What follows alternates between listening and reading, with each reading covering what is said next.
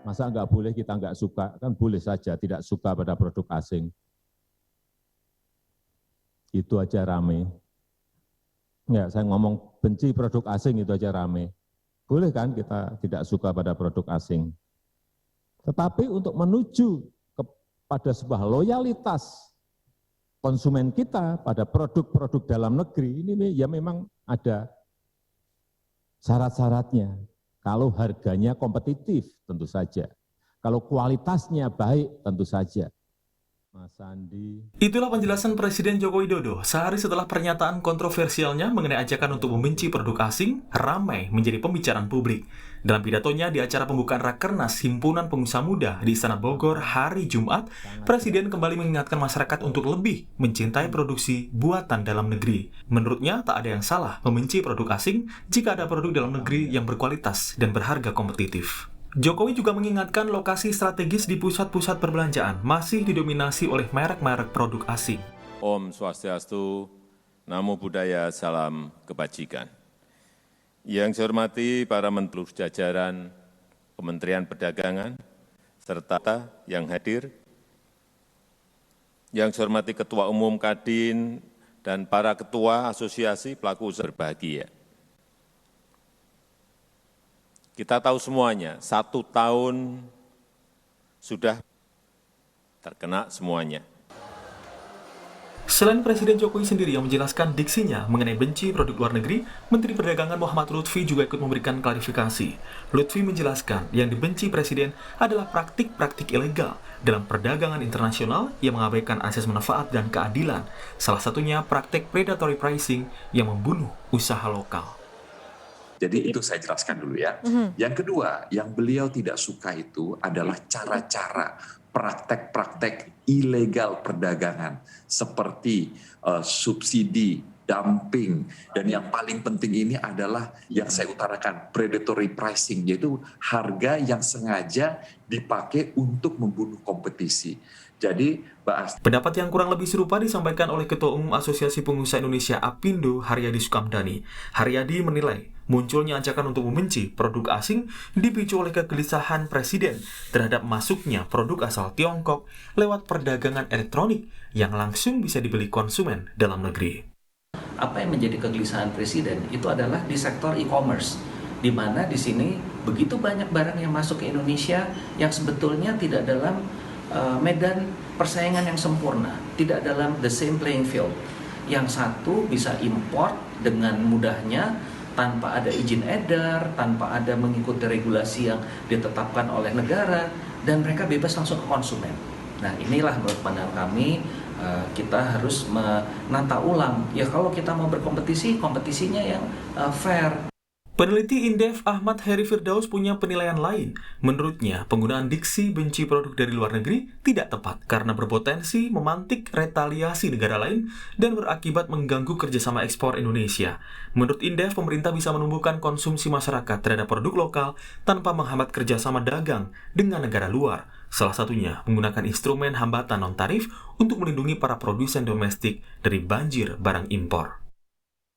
Non-tarif measure yang dilakukan oleh semua negara ini dilakukan secermat mungkin yang tidak mengundang sikap retaliasi dari negara lain. Nah, dikhawatirkan kalau ada kalimat atau ada slogan yang berbunyi benci produk luar, nah dikhawatirkan nanti akan dibalas oleh luar negeri ya. Mereka bikin slogan anti produk Indonesia misalnya, jadi kan akan merugikan ekspornya sendiri.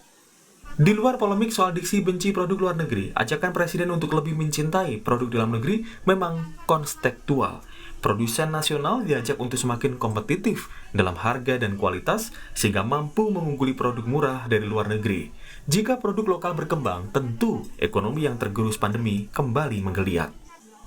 Tim Liputan, Kompas TV. Saudara Presiden melontarkan pernyataan gaungkan cinta produk dalam negeri dan gaungkan benci produk dari luar negeri. Pernyataan ini dinilai sebagai kegelisahan Presiden atas maraknya praktik ilegal dalam praktik perdagangan internasional yang membunuh produk lokal dan kemudian menimbulkan polemik. Bagaimana sebaiknya Indonesia menghadapi dilema dalam kompetisi antara produk lokal dan produk asing? Kita akan bahas bersama dengan tenaga ahli utama Kantor Staf Presiden dan Mas Dhani Marul Ihdan. Selamat pagi Mas Dhani. Selamat pagi, Assalamualaikum warahmatullahi wabarakatuh. Salam sehat selalu bagi pemirsa Kompas TV. Waalaikumsalam, salam sehat. Juga ada Ketua Umum Asosiasi Pengusaha Indonesia, Apindo, Pak Haryadi Sukamdhani. Selamat pagi, Pak Haryadi. Selamat pagi, Mbak Stefani, Mas Dani, Mas Adi. Juga analis komunikasi politik, Mas Adi Prayitno. Selamat pagi, Mas Adi. Selamat pagi, Stefani. Selamat pagi, Pak Suryadi dan Mas Dani. Sehat, sukses selalu. Ya, saya mau ke Mas Dani dulu. Mas Dani, pernyataan Presiden sudah menuai polemik. Bahkan tadi kita dengarkan bersama tanggapan dari Presiden kemarin adalah saya ngomong benci produk asing, gitu aja rame. Jadi menurut Anda, Mas Dani, bagaimana seharusnya masyarakat menyikapi pernyataan Presiden ini? Jadi pernyataan Presiden ini pertama harus kita sikapi dengan positif bahwa ini adalah semangat heroik yang disampaikan Presiden kepada seluruh masyarakat Indonesia dan kepada seluruh stakeholder dunia industri. Bahwa selama ini memang dengan membanjirnya produk-produk asing masuk ke Indonesia, khususnya kepada sektor-sektor atau barang-barang yang non-esensial. Untuk sektor atau barang-barang yang esensial, yang memang high-tech, yang memang kita tidak bisa produksi sendiri dan masih ada ketergantungan impor, tentu pemerintah harus menyusun sebuah roadmap agar kita bisa mandiri. Contohnya di bidang industri kesehatan, farmasi, umpamanya. Itu kan bahan bakunya, bulk dan sebagainya 70-80% itu impor. Sehingga pemerintah harus menyiapkan roadmap agar bisa mandiri.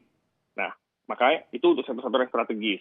Tapi sektor-sektor yang non-esensial seperti pasar digital, e-marketplace, dari masuk kepada sisi-sisi yang sebetulnya bisa diurus atau diproduksi sendiri oleh masyarakat Indonesia. Jadi untuk e-commerce, itu sejak tahun 2018 saya sudah sampaikan bahwa 80% itu e-commerce itu adalah produk-produk dari Cina, dari Taiwan, dari Korea. Memang karena framework dari sistem perdagangan internasional kita ini kan masih mengacu kepada keunggulan komparatif. Jadi dalam perdagangan internasional itu ada namanya keunggulan absolut, ada keunggulan kompetitif, ada keunggulan komparatif. Itu ilmunya dari David Ricardo. Nah, karena kita masih mengacu kepada keunggulan komparatif, sehingga ujungnya adalah outputnya adalah cost leadership, low cost. Jadi outputnya adalah efisiensi, sehingga produksi dalam negeri kalah bersaing, sehingga memanjatlah produk impor. Nah, oleh karenanya momentum ini dijadikanlah persiapan untuk kita mempersiapkan infrastrukturnya, baik hard kompeten maupun soft kompetensinya.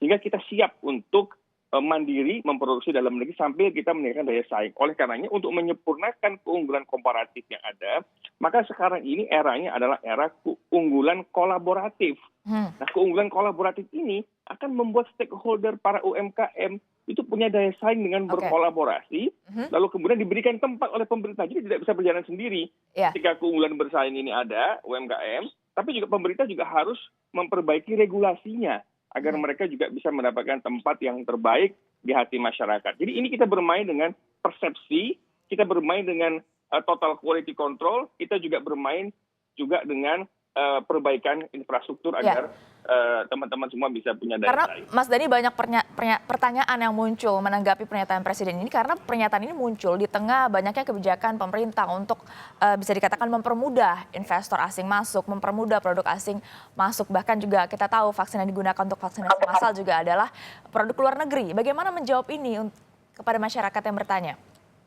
Ya, tadi di awal sudah saya sampaikan bahwa untuk barang-barang barang-barang yang esensial dan itu sebetulnya bisa diproduksi dalam negeri, maka dalam negeri diprioritaskan.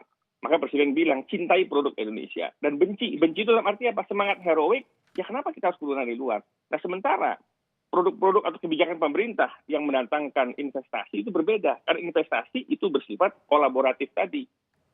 Strategic investment itu untuk pertumbuhan ekonomi. Dan di dalamnya ada transfer of technology, ada roadmap transfer of technology. Kayak banyak nih, katakanlah ada beberapa pabrik otomotif masuk ke Indonesia, Korea masuk ke Indonesia, Hyundai bangun infrastrukturnya. Tapi kan harus ada transfer of technology. Nah itu sebagai persyaratan investasi. Itu investasi. Nah sementara kebijakan-kebijakan lainnya yang mengundang impor, karena memang kita belum siap untuk itu. Nah sehingga pernyataan Presiden itu adalah pernyataan visioner. Sebagai kebangkitan heroik untuk kita punya produk unggulan sendiri yang menjadi raja di negeri sendiri. Nah, jadi frameworknya, jadi ini adalah sebuah persiapan yang harus kita lakukan. visioner presiden itu adalah persiapan yang harus kita lakukan saat ini. Nah, Pernyataan ketergantungan visioner. tadi yang saya sampaikan di awal tadi, kayak vaksin umpamanya, ya memang karena kita kalau kayak vaksin COVID belum bisa produksi sendiri, tapi di dalam klausul dengan Sinovac kan sudah dijelaskan ada transfer of teknologi itu, Oke, sehingga Bio Farma bisa memproduksi sendiri, dan ini sekarang sudah proses untuk kita produksi sendiri. oke. Saya mau ke Mas Adi. Mas Adi, kok rame? Kalau saya sih melihat karena ini soal diksi yang dipilih oleh Presiden sebenarnya. Karena pada level substansi, dalam banyak hal saya kira tidak ada persoalan di mana Presiden menginginkan kita sebagai bangsa Indonesia itu lebih memprioritaskan produk-produk lokal. Karena sorry itu saya harus kita katakan kita memang mindset-nya itu lebih pada orientasi barang-barang yang selama ini impor yang dikonsumsi tiap hari ya. Pada level itu saya kira semangatnya tidak ada persoalan. Tapi ketika diksinya ditambah dengan membenci produk asing, itulah yang kemudian membuat orang seakan-akan Indonesia ini anti impor, anti investasi, dan lain-lain. Sementara pada saat yang bersamaan, pemerintah saat ini sedang menggalakkan investasi gitu ya. Dan bahkan dalam banyak hal, hidup kita memang sangat tergantung dari hidup impor. Bukan hanya soal UMKM, tapi di sektor yang lain. Misalnya proyek-proyek infrastruktur.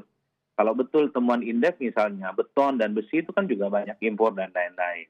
Nah ini yang kemudian sebenarnya membuat polemik dan kegaduhan yang terjadi belakangan ini.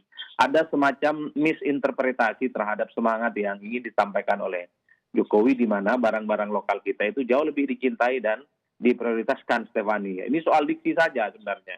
Saya kira soal mencintai produk asing pernah digaungkan oleh Presiden Indonesia sebelumnya, SBY, ada Gus Dur, ada Megawati, sering ngomong begini, tapi tidak ada statement yang menyatakan untuk membenci produk asing. Kenapa misalnya diksi membenci produk asing ini disampaikan oleh Pak Jokowi? Sepertinya ini ingin meningkatkan level kecintaannya kepada produk-produk lokal di Indonesia. Yang kedua yang paling penting, ke depan saya kira memang kebijakan-kebijakan kita itu harus lebih diprioritaskan untuk mencintai produk lokal. Saya kira setuju, tapi bukan hanya pada sektor-sektor yang sifatnya komoditas dan infrastruktur semacam itu. Yang paling penting misalnya pada konsumsi level kehidupan kita sehari-hari. Kan yang paling penting bagaimana negara ini menstimulus. Sorry, saya ini petani dari dulu. Saat ini musim panen misalnya. Semua petani itu gelisah. Karena satu, nanti harga beras nih anjlok. Tidak ada keberpihakan dan campur tangan negara di situ. Nanti kalau pun toh panen, bingung ini mau dijual kemana dengan harga yang bisa menutupi biaya operasional yang dikeluarkan oleh petani. Artinya ketika mencintai produk lokal, mesti dibarengi dengan satu support regulasi. Yang kedua, negara juga harus membantu bagaimana produk-produk yang dihasilkan oleh kelas menengah ke bawah ini bisa dipromosikan dan bisa bersaing kepada level yang lebih tinggi. Dan yang paling penting sebenarnya ini adalah soal mental model dan budaya kehidupan kita yang memang minded-nya itu harus diubah. Tidak lagi tergantung pada barang-barang yang sifatnya dari luar. Ya kalau misalnya, misalnya ya kalau makan siang nggak lagi di mall tapi di warteg di sekitar gitu. Itu kan bisa mengembangkan kehidupan kita. Oke, Mas Adi, tapi kalau dikatakan tadi ini adalah pernyataan visioner, menurut Anda tercapai tujuan itu? Ya ini kan pernyataannya belum ada sebulan baru-baru ini. Tapi semangatnya adalah bagaimana memprioritaskan produk-produk lokal kita itu cukup luar biasa. Selama ini kan imbauan itu seperti angin lalu. Kayaknya Jokowi melihat kalau cuma sebatas imbauan mencintai produk lokal, kok nggak nendang banget. Coba deh ditingkatkan dikit dengan footnote, misalnya membenci produk lokal. Konotasinya sederhana. Jadi hidup kita itu 85% mesti lebih memprioritaskan apa yang sesuatu yang telah diperbuat oleh anak bangsa ini. Pada level kehidupan kita sehari-hari saja, pakaian kita misalnya, jarang-jarang lah pakai jas, tapi pakai batik. Batik Pekalongan, batik Jawa, dan lain-lain. Ini kan level-level yang sederhana. Makan siang, makan malam, bukan di mall, bukan di restoran, tapi di warteg-warteg samping yang kemudian belakangan ini menjamur gitu ya. Ataupun misalnya warung-warung kelontong, warung ucok gitu, yang di tengah pandemi ini selamat. Di kampung saya itu sekarang banyak hijrah ke Jakarta, tidak lagi menjadi petani, tapi dia bikin warung-warung konsumsi kehidupan masyarakat sehari-hari yang disebut dengan warung kelontong itu hidupnya 24 jam. Dan itu yang mesti distimulus, ada insentif dan mereka juga dipromosikan. Warga setempat, warga sekitar, bahkan elit itu ya belanjanya di warung-warung yang kayak gitu. Kalau masih ke mall, ke supermarket, Maka cinta dan produk lokal ini tentu hanya sebatas mengulang yang semangat-semangat Presiden sebelumnya, Tiffany. Seperti Mas Dhani dan juga Pak Haryadi saat ini menggunakan batik ya, Mas Adi ya. Betul itu. Nah, saya ini yang agak impor ini, agak logo Liverpool deh. Oke, nanti berikutnya ganti baju lagi ya Mas Adi ya. Saya mau ke Pak Haryadi. Pak Haryadi, mungkin Anda punya data empirik mungkin. Seberapa banyak sih memangnya produk-produk asing yang ada di Indonesia, khususnya yang non-esensial tadi yang disebutkan Mas Dhani, Pak Haryadi? Ya, jadi saya ini aja ya, fokus kepada permasalahan inti masalah aja. Jadi pertama, konsumen itu mempunyai preferensi untuk memilih barang itu berdasarkan secara inti tiga hal, Mbak. Satu, harga yang kompetitif, dua, kualitas yang baik, dan ketiga, selera, ya. Dan ini nggak ada urusannya sama retorika ataupun pernyataan apapun. Jadi itu jelas. Jadi mau diapain, orang tuh selalu konsumen di seluruh dunia begitu ininya, pola berpikirnya. Nah, sehingga kalau kita mau produk kita kompetitif, ya harus memenuhi itu semua. Karena kalau tidak, ya susah. Itu satu hal. Kedua, tadi bicara regulasi, Mbak. Nah, regulasi ini tadi waktu di Kompas TV tadi di bumper tadi ada disebutkan ya. Jadi saya sampaikan memang sekarang yang jadi kegelisahan Presiden tadi atau juga Pak Menteri Perdagangan yang dibilang ada predatory price segala macam itu mengancam UMKM itu kan sebenarnya di e-commerce. Nah, di e-commerce ini menurut saya ya memang juga harus ditertibkan. Ya bagaimana caranya ada barang dari luar negeri terutama dari Tiongkok yang paling besar langsung masuk ke kepada konsumen tanpa melalui proses-proses seperti halnya pemain lokal. Pemain lokal itu kalau makanan aja Mbak itu mesti punya izin Badan POM, harus punya izin edar dan sebagainya kan. Nah ini enggak langsung masuk.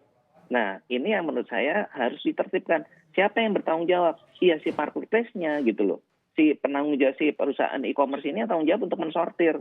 Nah ini kan nggak pernah dilakukan. Nah sebetulnya Apindo tahun 2019 akhir itu bersama-sama dengan Bea Cukai ya Kementerian Keuangan kita telah berhasil menurunkan tuh Mbak yang namanya threshold atau plafon untuk importasi barang yang dianggap barang milik pribadi yang $75 itu. $75 kita turunkan sampai $3.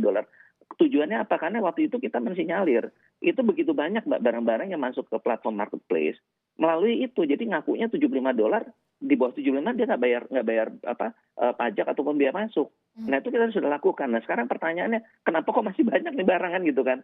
Nah itu juga harus diteliti lagi. Jadi nggak bisa pemerintah itu juga sampai lepas pengawasan ya harus dilihat apa nih yang nggak fair. Kalau dulu nggak fairnya karena itu di bawah $75 dia nol ini biaya masuknya karena dianggap itu disebut oleh Menteri Perdagangan predatory pricing ya Pak Haryadi ya? Nggak, predatory pricing itu kan adalah harga yang murah, yang harganya sangat murah sehingga yang lainnya kalah gitu loh kalau bersaing. Ya kan. Nah, sekarang pemerintah kan harus mengatur supaya persaingannya menjadi fair kan gitu kan. Ya kan supaya menjaga the equal playing field. Medan persaingan yang sama gitu loh. Yang ini suruh mengikuti proses untuk ke Badan POM misalnya atau surat izin edar atau SNI barang yang harus ya itu dilakukan. Gitu. Jadi menurut saya sih ya mohon maaf ya kemarin saya juga kesian juga ya bukan lihat ya prihatin juga Presiden saya sedemikian mungkin juga kesal atau gimana keluar seperti itu. Nah ini sebetulnya menurut saya ya teman-teman di pemerintahan juga harus pembantu gitu, jangan cuman melapor sesuatu ke Presiden tapi tanpa juga membantu di dalam pengawasannya ini gitu loh Mbak. Jadi menurut saya predatory price ya memang betul lah namanya.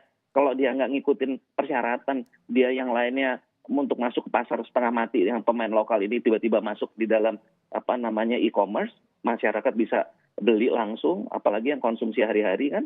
Nah itu jadi maksud saya itu di situ. Kata kuncinya juga bagaimana kita mengatur regulasi itu yang fair untuk semuanya. Karena kembali lagi cinta dalam produk itu memang kita sangat mendukung penuh. Nah, yang ketiga Mbak yang juga penting, itu juga perlu adanya campaign, tidak hanya campaign tapi juga labelingnya gimana gitu. Misalnya di platform e-commerce ya, kembali lagi. Nah, mungkin juga harus disebutkan gitu loh bahwa ini produk dalam negeri. Nah, itu juga akan menimbulkan juga kebanggaan kita bagi masyarakat ya untuk tahu ini barangnya. Jadi ada kan kalau di e-commerce di Amerika tuh selalu ditulis tuh made in America, proud to be made in America kayak gitu loh misalnya. Ada kebanggaan gitu. kalau ini adalah produk lokal begitu ya. Oke. Iya begitu.